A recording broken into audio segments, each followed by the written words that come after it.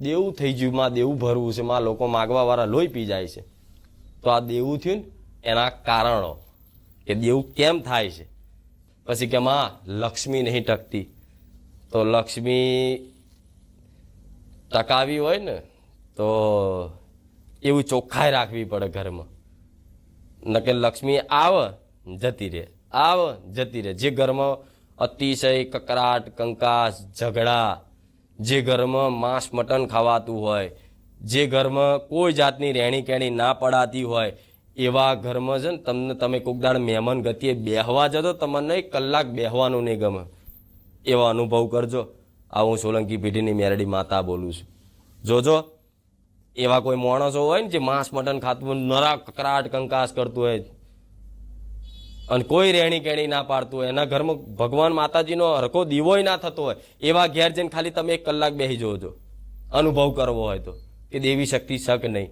તમને 1 કલાક નહીં, 20 મિનિટમાં તમને બેચેની થશે. ખારું જવું પડશે, જવું પડશે, જવું પડશે, જવું પડશે. સમ એની એક ઉર્જા એવી થઈ જાય કે તમને ગમે નહીં. તો જો માણસોને ના ગમતું હોય તો લક્ષ્મીને ગમે. લક્ષ્મી તો માતા કહો છો ને, લક્ષ્મી નારાયણ. તો એ ચોખ્ખાઈ હોય તો કદાચ તમે 25,000 પગાર લાવો તો 25,000 રહે ઘરમાં. બહુ આડાવડા ખર્ચા ના આવે. નકનો આમ 25,000 લાવો ને અને જો આવી રહેણી કેણી નીતિ નિયમો ના પડાતા હોય ને અધર્મનું બધું આચરણો ચાલુ રહેતા હોય ને માંસ મટનના બધું ખાવાતું હોય અને કકરાટ કંકાસ, કારો કકરાટ, અનાજનો અનાદર, આ બધું થતું હોય ને એ ઘરમાં છે ને લક્ષ્મી આવે. 25,000 લઈને આવો અને એ પહેલાં તો છે ને બધો રસ્તો થઈ ગયો હોય કે 5,000 દવાખાના, 5,000 બાઇક બગડ્યું, 5,000 પેલા હાલવાના હતા અને વધ્યા ઘટ્યા હોય ને તો પાછું અત્યારે તો નવો ફ્રોડ નહીં નીકળ્યો, કોઈક બેંકમાંથી ડાયરેક્ટ ઉઠાઈ જાય તમારી ઈચ્છા વિરુદ્ધ.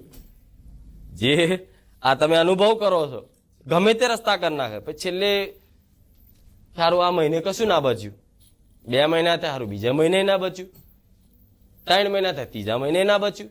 ઉપરથી કે 5,000 10,000 કોકની જોડે ઉછી ના લેવા પડ્યા. એમ કરતા કરતા કરતા મોણસ આખું 2 વર્ષ થઈ જાય ને તારે ભોન આવે કે હો મારે તો 5 લાખ દેવું થઈ ગયું. પછી આવશે કે માં દેવું થઈ ગયું, માં દેવું ભરવું છે, માં લોકો માગવા વાળા લોહી પી જાય છે. તો આ દેવું થયું ને એના કારણો કે દેવું કેમ થાય છે. તમારી માં ઘેર બેઠી છે, એની પવિત્રતા નહીં જાળવતા, એવો અહેસાસ નહીં રાખતા, લક્ષ્મી ટકાવી હોય એવી રહેણી કહેણી નહીં રાખતા, ઝઘડા કકરાટ કંકાસ કરો છો. ગમે તેવો ઝઘડો થાય ને પરિવારમાં પતિ પત્ની લડે કે બાપ દીકરો લડે ને કોઈ દાડ અનાજનો અનાદર ના કરતા. આમ અમુક નહીં ઝઘડો કરે એટલે આમ નાખશે થારી પેલી બાજુ, આમ નાખશે થારી પેલી બાજુ. જે દાડ કદાચ અન્ન દેવ રૂઠી જાય ને એ દાડ છે ને માગશો ને ભીખ તો કોઈ દોણો નહીં હાલે. એટલું યાદ રાખજો. અમારા ભગવાનના બનાવેલા નીતિ નિયમ છે. જેટલું અનાજ તમે નાખી દેતા હો ને એટલું તો લોકોને ખાવા માટે તરસે છે. તો આવો અનાજનો અનાદર ચારે તમારા ઘરમાં ના કરતા કર્યો હોય ને તો 2 હાથ જોડીને તમારી કુળદેવી આગળ જઈને પ્રાર્થના કરજો. અને અન્ન દેવને કદાચ એવી પ્રાર્થના કરજો કે હવે ભવન આવ્યું કે ચારે અનાજનો અનાદર કરાય નહીં. ભૂલથી કદાચ થારીમાં લાત વાગી ગઈ હોય ને તો કે હે અન્નદેવ માફ કરજો, ભૂલચૂક માફ કરજો. એવી ભગવાન જોડે માતા જોડે તમે જેને માનતા હોય એની જોડે માફી માગી અને ફરી ના થાય ને એની જવાબદારી લઈ લેજો. તમારા ઘેર ધનના ઢગલા ના કરો તો ગોડા સોલંકી પેઢીની મેરડી મટી જાઓ.